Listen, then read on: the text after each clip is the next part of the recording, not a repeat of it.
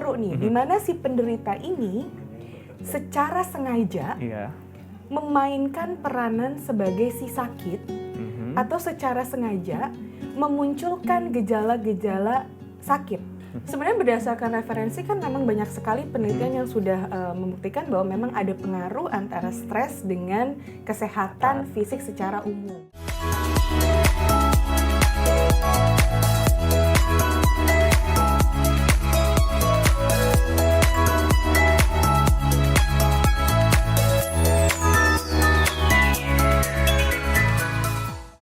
Halo sahabat sehat, jumpa lagi bersama saya Dr. John, tentunya dalam program kesehatan Oke Dokter.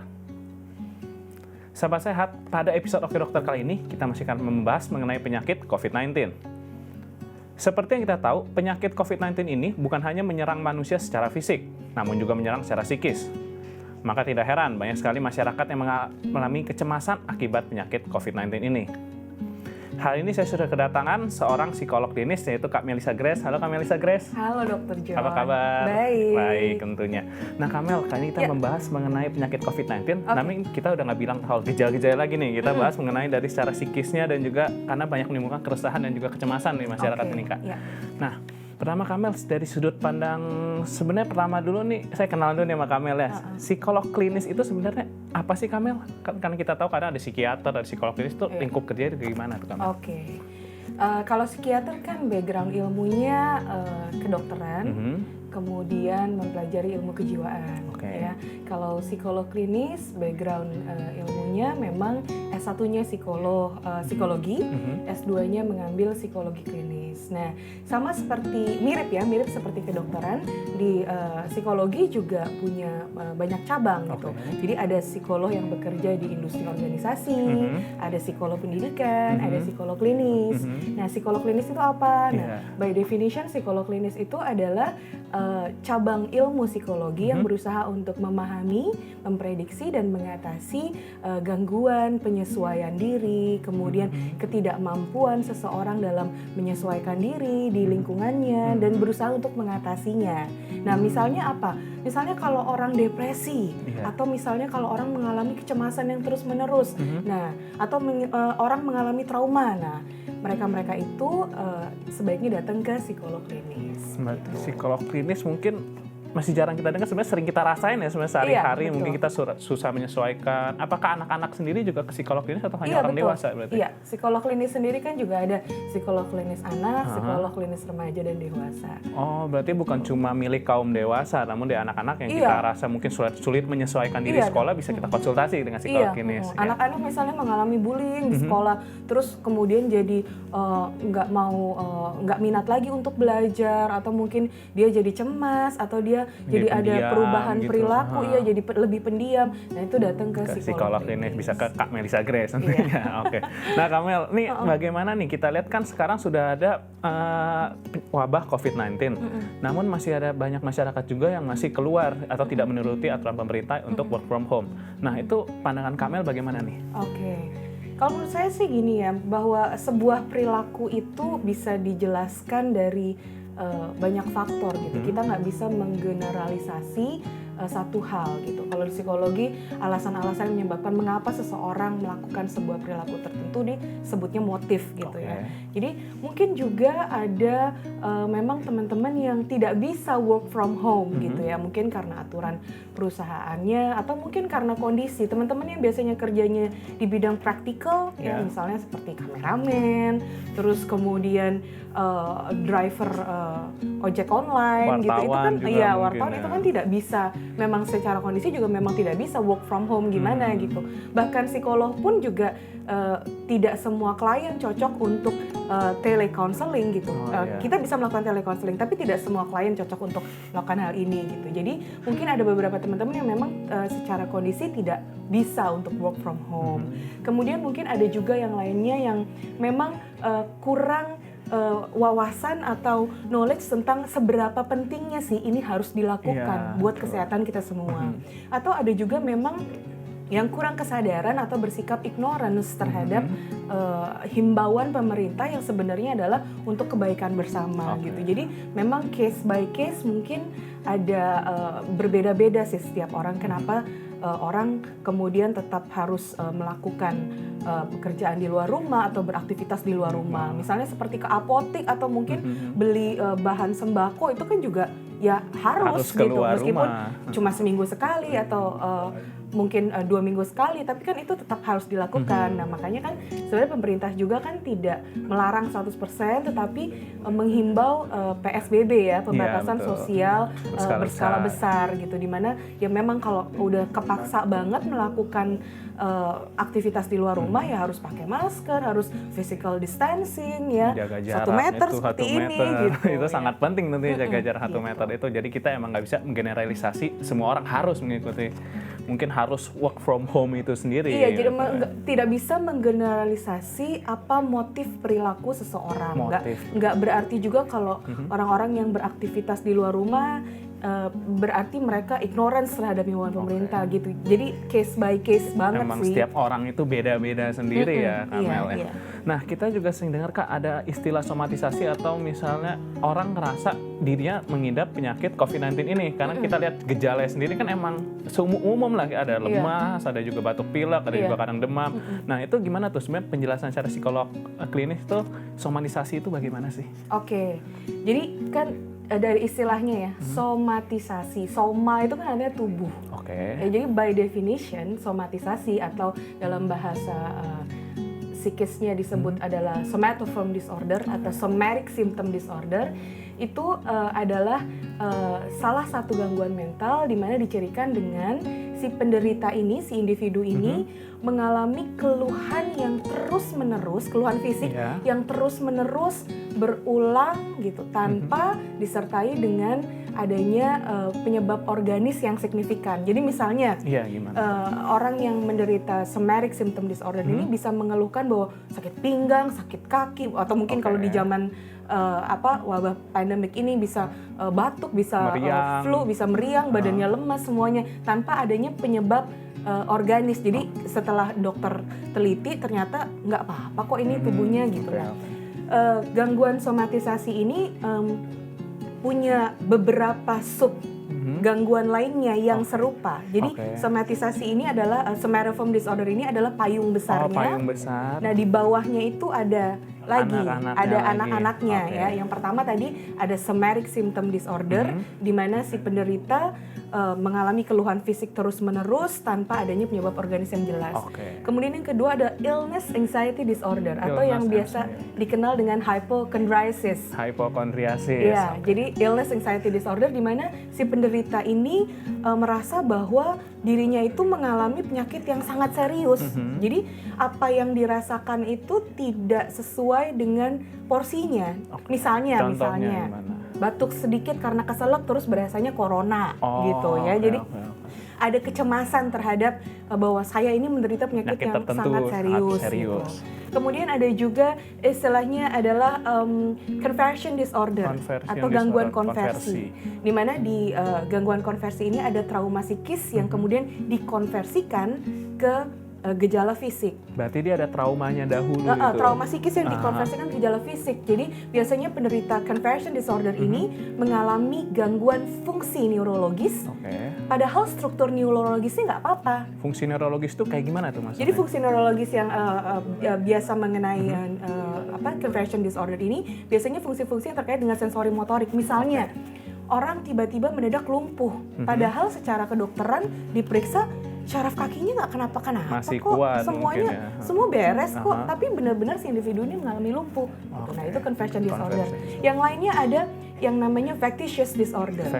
Nah, ini yang seru nih, di mana si penderita ini secara sengaja memainkan peranan sebagai si sakit atau secara sengaja memunculkan gejala-gejala sakit. Tujuannya apa? Nah, ini untuk getting attention.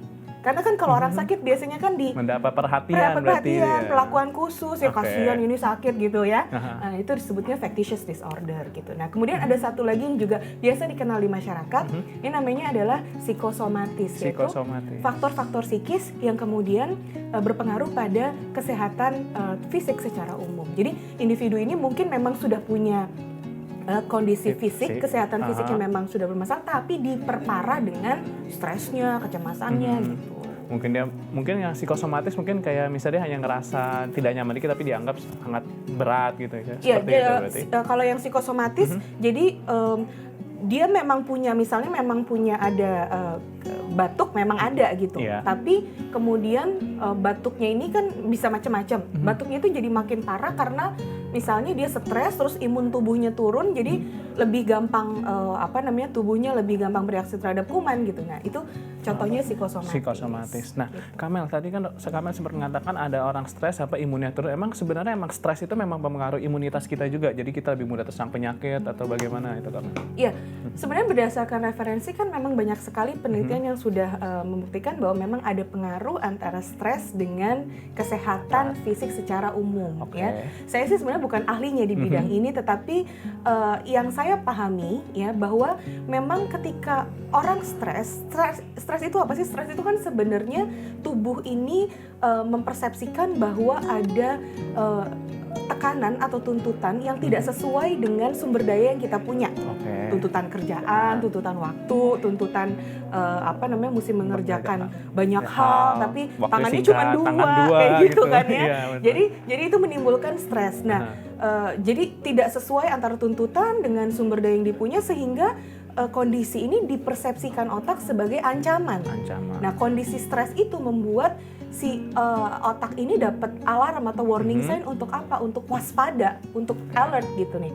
Bahwa ini ada ancaman nih gitu.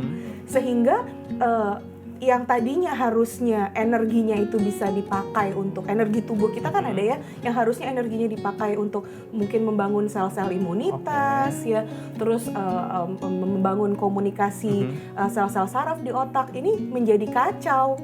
Komunikasi antar sistem sarafnya, sistem hormonnya, sel imunitas, energinya jadi kesedot untuk hal yang lain. Untuk tadi meredakan kecemasan itu, meredakan stresnya supaya tubuhnya ada dalam kondisi yang stabil lagi. Iya, berarti memang dari beberapa penelitian medis juga memang mengatakan kalau stres itu mempengaruhi dari kondisi fisik seseorang ya. Iya, bahkan sekarang itu ada bidang ilmu yang memang fokus meneliti hal itu, namanya psikoneuroimunologi. Khusus untuk stres. Psikoimunologi. Psikoimunologi. Iya, meneliti antara bagaimana pengaruh faktor-faktor psikis terhadap kondisi imun tubuh seseorang. Berarti memang itu sesuatu yang sudah nyata itu ya, memang bisa mempengaruhi dan juga ada bagian ilmu sendiri yang mempelajarinya.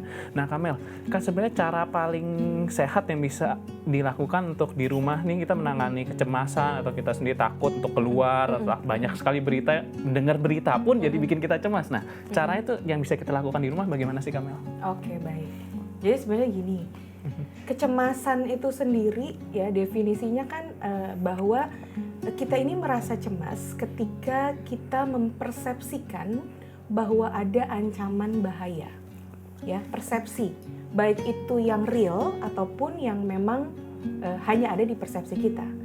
Nah, the things is dalam kondisi COVID-19 ini, kecemasan yang muncul terhadap wabah ini itu real. Karena ancaman bahayanya benar-benar nyata gitu.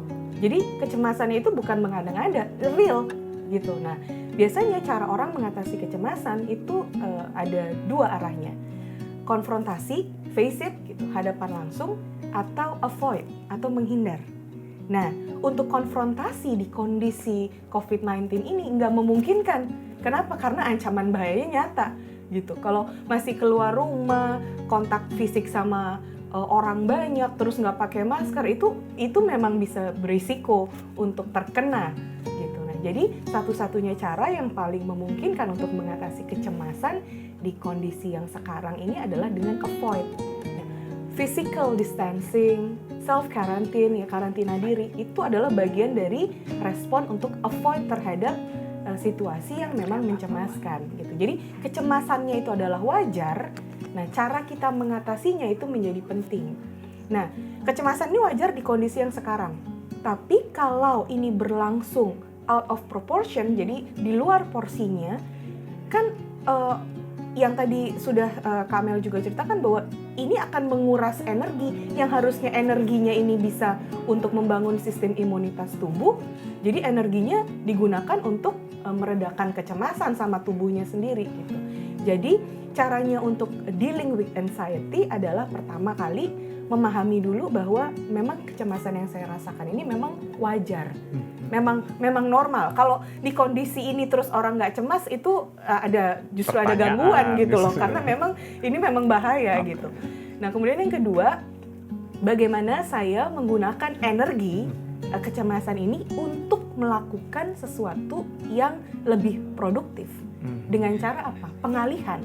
Jadi daripada mikirin what if lainnya, lebih baik kita fokus pada kondisi sekarang, here and now.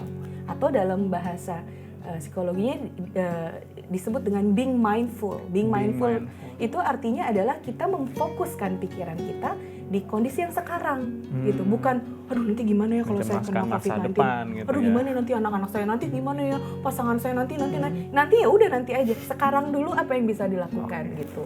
Nah kemudian cara lainnya adalah tetap melakukan kegiatan produktif meskipun di rumah ya, seperti anjuran presiden, kita bisa kerja dari rumah, ya bisa study dari rumah gitu, atau mungkin kita bisa melakukan hal-hal lain yang tadinya kita nggak bisa lakukan di rutinitas sehari-hari, tetap di rumah. Misalnya apa? Misalnya kalau yang suka ngelukis, cobalah lukis apa yang ada di rumah, yang real, yang kelihatan, yang harus yang real. Kenapa? Karena kecemasan ini kan sesuatu yang abstrak. Yang kita bayangkan. Yang gitu kita bayangkan. Ya. Jadi kita harus fokus ke sesuatu yang real. Supaya apa? Supaya memfokuskan apa yang tadinya abstrak ini menjadi konkret. Jadi kita tetap ada kontak dengan realita. Gitu. Nah, kalau kita melakukan tadi mindful, kemudian menggunakan kesempatan ini untuk refleksi diri, ya melakukan hobi gitu ya, itu lebih membantu dibandingkan tadi sibuk dengan kecemasan but doing nothing. Oke, berarti memang kita bisa mengubahnya menjadi aktivitas fisik yang mungkin nyata bisa kita lakukan langsung saat ini produktif. Dan produktif tentunya ya. Nah itu tadi sedikit perbincangan kita bersama Kak Melissa Grace mengenai pandemi COVID-19 dari pandangan psikologis. Terima kasih Kak Melissa sudah menyempatkan waktunya untuk berbagi informasi kesehatan di sini. Nah untuk sahabat sehat yang menonton di rumah, jangan lupa like video ini, share video ini ke semua teman kalian, dan jika kalian ada pertanyaan tuliskan pada kolom komentar. Yang belum subscribe segera subscribe. Saya pamit dahulu, saya Dr. John dan saya Melissa Grace. Sampai jumpa kembali.